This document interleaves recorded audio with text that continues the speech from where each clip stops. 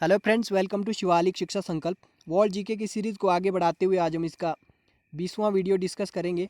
19 video हम इसके already discuss कर चुके हैं, आप ज़रूर देखिएगा अगर आपने नहीं देखे हैं, क्योंकि ये वीडियोज़ आपके लिए काफ़ी हेल्पफुल रहने वाले हैं। जो भी आपका अपकमिंग एग्ज़ाम होगा, वो चाहे आपका एसएससी का हो या बैंकिंग का हो, रेलवे का हो आपका, क्योंकि इसमें कुछ एक क्वेश्चन ऐसे भी है जो डायरेक्ट यूपीएससी ने जो है अपने प्रिलिमिनरी एग्ज़ाम में पूछे थे, और जो भी आपके स्टेट पीसीएस हैं उसमें भी ये क्वेश्चंस आ सकते हैं।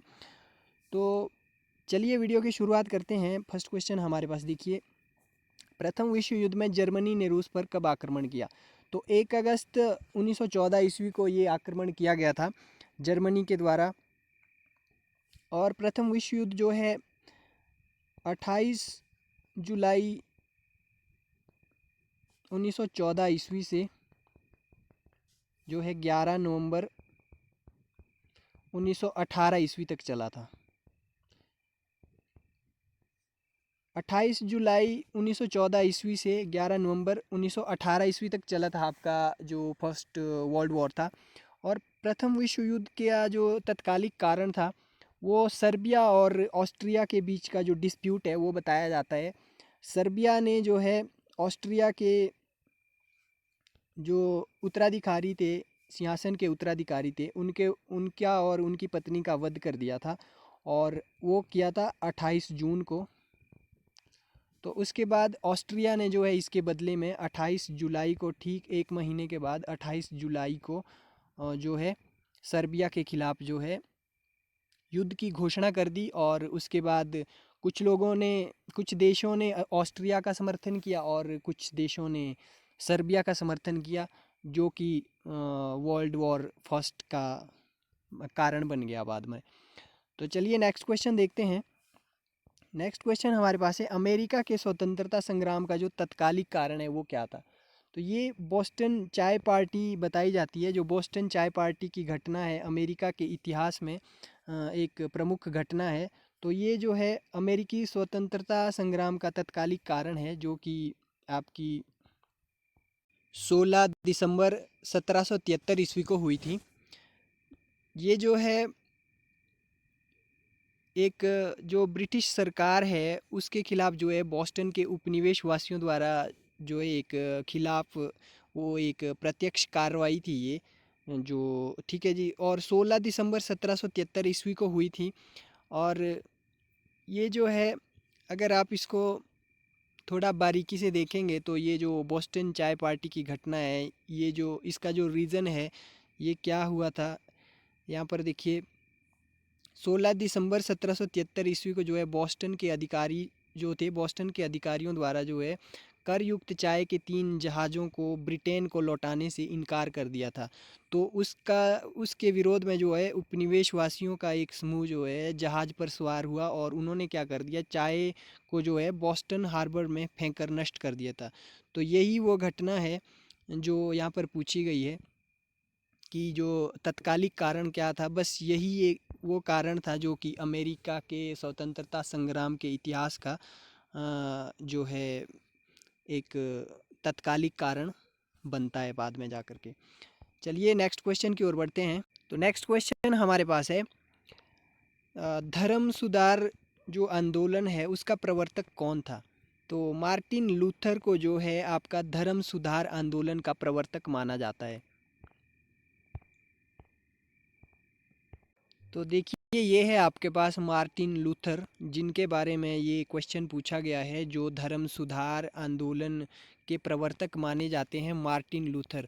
देखिए एक बात यहाँ पर इम्पोर्टेंट ध्यान रखने वाली है, एक यहाँ पर मार्टिन लूथर जो किंग है वो एक अलग इंसान है। मार्टिन लूथर किंग या फिर मार्टिन लूथर किंग जूनियर, ये एक अलग व्यक्ति है, और जो मार्टिन लूथर है जिनके बारे में पूछा गया है वो एक अलग व्यक्ति है। तो इस बात को आप यहाँ पर नोट डाउन कीजिएगा। और ये आपके पास मार्टिन लूथर है जो कि आपके ईसाई धर्म के जो है प्रोटेस्टवाद के का जो सुधारात्मक आंदोलन चला था, ईसाई धर्म का प्रोटेस्टवाद जिसका नाम था, तो उसके लिए जो है इनको जाना जाता है, उसको चलाने के लिए जो है इन्हें जाना जाता है, उसके ये प्रवर्तक थे। तो अब धर्म में सुधार करने के लिए इन्होंने ये चलाया था। वे जर्मन भिक्षु थे, धर्मशास्त्री थे, विश्वविद्यालय में देखिए ये प्रोफेसर भी रहे हैं और पादरी भी रहे हैं और चर्च सुधारक थे। अब धर्म सुधार कर रहे हैं तो धर्म तो चर्च को सुधारेंगे ही। और जिनके विचारों के लिए जो है द्वारा जो है प्रोटेस्टिज्म सुधार आंदोलन आरंभ हुआ, जिसने पश्चिमी यूरोप के विकास की जो है दिशा बदल दी थी। तो ये है आपके मार्टिन लूथर, जिनके बारे में पूछा गया है। चलिए बढ़ते हैं आगे दूसरे क्वेश्चन की। तो नेक्स्ट जो क्वेश्चन जो हमारे पास है, टेम्बोलो आकृति का निर्माण जो है किसके द्वारा होता है? तो जो महासागरीय जो तरंगें होती है उससे आपका जो है टेम्बोलो आकृति का निर्माण होता है। और आगे बढ़ते हैं। नेक्स्ट जो है हमारे पास, अन्नपूर्णा पर्वत शिखर कहाँ पर है? तो नेपाल में है आपका अन्नपूर्णा जो पर्वत शिखर है। तो देखिए ये आपके पास अन्नपूर्णा पर्वत जिसके बारे में पूछा गया है। तो अन्नपूर्णा की बात करें, ये इसका जो है दक्षिण छोर है ये अन्नपूर्णा जो पर्वत शिखर है उसका। और इसकी ऊंचाई की बात करें, ऊंचाई इसकी जो है आपकी 8,091 मीटर ऊंचा है ये, और स्थान जो है इसका 10वां है। और देखिए जो इसका वर्ल्ड मैप के हिसाब से हम देखेंगे, यहाँ पर देखिए नेपाल में अन्नपूर्णा, यहाँ पर जो है ये आपका अन्नपूर्णा है। तो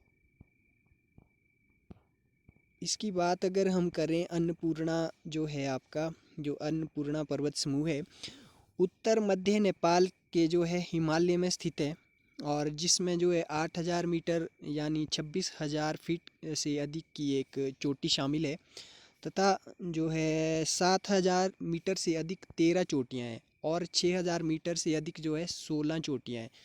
ये पूरी पर्वतमाला जो है 55 किलोमीटर लंबी है, 55 किलोमीटर लंबी है।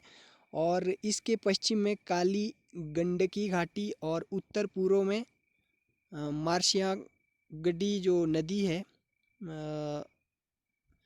वो दक्षिण में पोखर घाटी से घिरा है। देखिए पूर्व में ये जो नदी है और पश्चिम में जो है पोखर घाटी है। इस बात को आप ध्यान रखिएगा। जो पूर्व में है, जो इसके जो अन्नपूर्णा पर्वतमाला है, पर्वत समूह है, तो इसके जो उत्तर और पूर्व में जो है आपकी मार्शियांगडी जो नदी है वो है, और दक्षिण में जो है आपकी पोखर घाटी से ये घिरा हुआ है। और इसके पश्चिमी छोर पर जो है अन्नपूर्णा जो पर्वत माला ने जो है एक उच्च घाटी को घेरा है, उसको क्या कहते हैं ये बात भी आप यहाँ पर ध्यान रखिए। अन्नपूर्णा जो है अभयारण्य उसे कहा जाता है, जो घाटी ने जो है घेर रखा है, जो पर्वतमाला ने जो है उच्च घाटी को जो घेर रखा है उसे अन्नपूर्णा अभयारण्य कहा जाता है। और ऊंचाई में हमने डिस्कस करा अभी, जो ऊंचाई में जो है दुनिया का 10वां सबसे ऊंचा पर्वत ये है, अभी हमने बात की। और 8,000 मीटर की ऊंचाई वाले पर्वतों में जो है सबसे पहले सफल अभियान इसी पर्वत पर हुआ है। तो चलिए आगे बढ़ते हैं। चलिए नेक्स्ट क्वेश्चन देखते हैं। नेक्स्ट क्वेश्चन हमारे पास है, जार मुक्तिदाता के नाम से किसे जाना जाता है? तो जार मुक्तिदाता के नाम से अलेक्जेंडर द्वितीय को जाना जाता है। जार शब्द को देख कर के आप कंफ्यूज मत होइएगा। जार का मतलब होता है शासक। रूस का ये शासक था अलेक्जेंडर द्वितीय, जो कि अपने सुधारों के लिए काफ़ी जाना जाता है। इसने जो है, अलेक्जेंडर ने जो है अपने कार्यकाल में मुक्ति कर के द्वारा 1 करोड़ से अधिक जो वहाँ पर भूदास थे, उनको जो है इसने जो है अपने मुक्ति कर के द्वारा बिना कर लिए जो है उनको स्वाधीनता दे दी। और जो काश्तकार थे उनको भी जो है इसने बिना कर दिए जो है उनको भी व्यक्तिक स्वतंत्रता दे दी थी। ये अपने काफ़ी सुधारों के लिए जाना जाता है रूस के अंदर। और इसने जो है अपने जो इसके पिता ने कानून बनाए थे, अलेक्जेंडर जो द्वितीय था, उनको उनमें भी काफ़ी बदलाव किया, समाज सुधार के लिए काफ़ी जाना जाता है। और इसे जो है कोमल स्वभाव के लिए जाना जाता था। काफ़ी कोमल स्वभाव था अलेक्जेंडर द्वितीय का, इसलिए इसने जो है बहुत सारे समाज में सुधार किए। और ये जो भू दास थे और ये जो काश्तकार थे, इनको आज़ाद किया था मुक्ति कर के द्वारा। मुक्ति मुक्ति कानून इसने एक लाया था। मुक्ति कानून के द्वारा जो है इसने ये सुधार किया था। चलिए आगे बढ़ते हैं। नेक्स्ट क्वेश्चन हमारे पास जो है, जर्मनी में आर्थिक राष्ट्रवाद का पिता जो है किसे माना जाता है? तो फ्रेडरिक लिस्ट जो है, इन्हें जर्मनी में जो है आर्थिक राष्ट्रवाद का पिता माना जाता है। देखिए भारत में जो है राष्ट्रवाद का असली पिता किसे माना जाता है? राजा राम मोहन रॉय को माना जाता है। राजा राम मोहन रॉय को माना जाता है भारत में राष्ट्रवाद का असली पिता।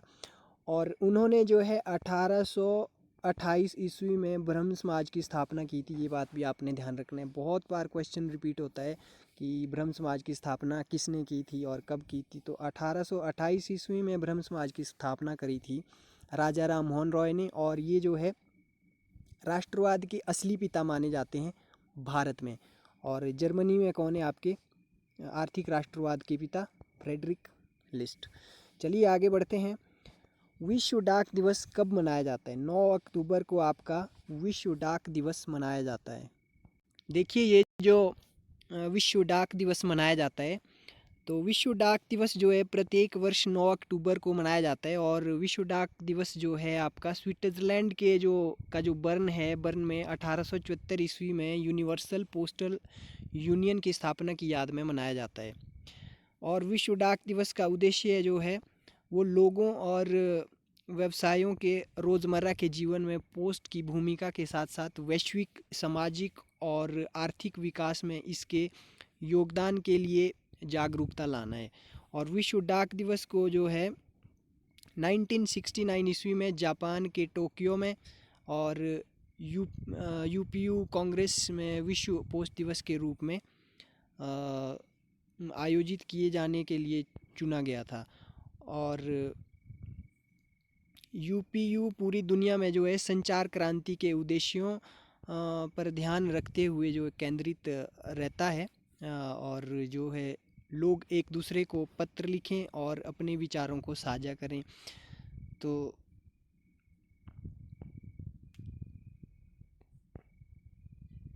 और देखिए 1 जुलाई 1876 ईस्वी में जो है भारत यूनिवर्सल पोस्टल यूनियन का सदस्य बना था।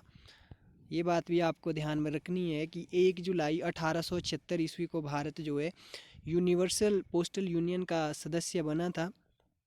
और इस सदस्यता को लेने वाला भारत एशिया का पहला देश है। भारत जो है एशिया का पहला देश है यूनिवर्सल पोस्टल यूनियन का सदस्य बनने। भारत जो है यूनिवर्सल पोस्टल यूनियन का सदस्य बनने वाला एशिया का पहला देश है, आपको ध्यान रखना है।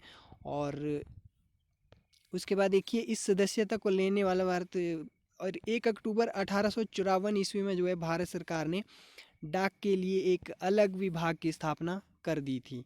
तो भारत सरकार ने जो है 1 अक्टूबर 1854 ईस्वी को जो है डाक के लिए एक जो विभाग की स्थापना की थी। और भारत में पहला जो पोस्ट ऑफिस था, ये भी आपको यहाँ पर इम्पोर्टेंट चीज़ ध्यान में रखनी है। भारत में जो है जो पोस्ट ऑफिस कोलकाता में 1774 ईस्वी में खोला गया था। भारत का जो पहला पोस्ट ऑफिस था कहाँ पर खोला गया था? आपका कोलकाता में खोला गया था और 1774 ईस्वी में खोला गया था। और भारत में स्पीड पोस्ट की शुरुआत जो है, जो आज आप लोग सभी स्पीड पोस्ट करते हैं, तो उसकी जो शुरुआत थी 1986 में हुई थी। भारत में स्पीड पोस्ट की शुरुआत आपकी 1986 में हुई थी, ये बात भी आपको ध्यान में रखनी है। और भारत में जो है मनी ऑर्डर सिस्टम पहले के समय में जो है मनी ऑर्डर काफ़ी होता था, अब इसका थोड़ा सा प्रचलन कम हो गया है। और ये देखिए जो मनी ऑर्डर जो सिस्टम की शुरुआत हुई थी आपकी 1880 में हुई थी। और 1880 में जो है आपकी मनी ऑर्डर की शुरुआत हुई थी। दक्षिण गंगोत्री अंटार्कटिक भारत का पहला डाकघर है। जो भारतीय सीमा के बाहर है, जिसकी स्थापना 1983 ईस्वी में की गई थी। दक्षिण गंगोत्री जो है दक्षिण गंगोत्री अंटार्कटिका जो है दक्षिण गंगोत्री अंटार्कटिका जो है भारत का पहला डाकघर है, जो कि आपका भारतीय सीमा के बाहर है, जिसकी स्थापना जो है 1983 में की गई थी। और जो भारत का पहला पोस्ट ऑफिस है आपका कोलकाता में 1774 ईस्वी में खोला गया था। और भारत में स्पीड पोस्ट की शुरुआत कब हुई थी? 1986 में हुई थी। और ये बात आपको ध्यान रखनी है। और जो भारत है, भारत ने जो है यूनिवर्सल पोस्टल यूनियन में कब सदस्यता ग्रहण की? 1 जुलाई 1876 में जो है भारत यूनिवर्सल पोस्टल यूनियन का सदस्य बना। ठीक है जी, तो चलिए बढ़ते हैं आगे नेक्स्ट क्वेश्चन की ओर। तो नेक्स्ट जो क्वेश्चन है हमारे पास श्वेत महाद्वीप जो है आपका, किस महाद्वीप को कहा जाता है श्वेत महाद्वीप? तो अंटार्कटिका जो महाद्वीप है उसे श्वेत महाद्वीप के नाम से जाना जाता है। तो नेक्स्ट क्वेश्चन हमारे पास क्या है? हम अंटार्कटिका के बारे में हम डिस्कस कर लेते हैं। ये जो है अंटार्कटिका महाद्वीप आपका जो है, यहाँ पर अत्यधिक ठंड रहती है एक्चुअली। तो उसकी वजह से जो है इस महाद्वीप में बर्फ़बारी होती है, और यहाँ पर जो बर्फ़ जमी रहती है, आप सभी जानते हैं बर्फ़ से ढका हुआ है आपका अंटार्कटिका महाद्वीप। इसी वजह से ही आप इसे जो है श्वेत महाद्वीप के नाम से जाना जाता है, यानी सफ़ेद महाद्वीप यानी वाइट जो आइसलैंड है, तो इसे कहा जाता है। तो ज़्यादा कुछ इसके ऊपर लॉजिक नहीं है। तो नेक्स्ट क्वेश्चन देखते हैं। नेक्स्ट क्वेश्चन है हमारे पास, लाहौर किस नदी के किनारे स्थित है? तो लाहौर जो है आपका भारत और इंडिया और पाकिस्तान की जो बाउंड्री है, तो उस बाउंड्री पर ये लाहौर जो शहर है वो स्थित है आपका। और रावी और वाघा नदी एक है, रावी और वाघा नदी है, वाघा नदी, रावी और वाघा नदी के तट पर जो है ये शहर स्थित है, जो कि इंडिया और पाकिस्तान की बाउंड्री पर, इंडिया और पाकिस्तान की, भारत और पाकिस्तान की सीमा पर जो है ये जो लाहौर शहर है ये स्थित है, जो कि पाकिस्तान में है। तो आज की वीडियो में हम इतना ही डिस्कस करेंगे। तो मिलते हैं अगली वीडियो में, तब तक आप अपना ध्यान रखिए। Thanks for watching.